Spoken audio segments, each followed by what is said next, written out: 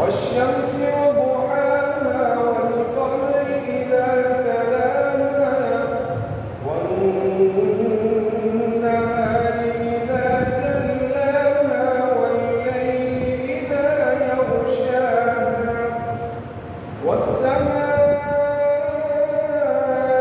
وما بناها والأرض وما طحاها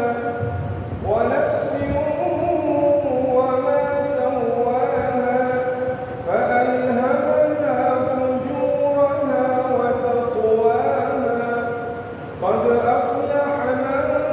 من زكاها وقد خاب من دساها كذبت ثمود بطغواها إذ انبعث أشقاها فقال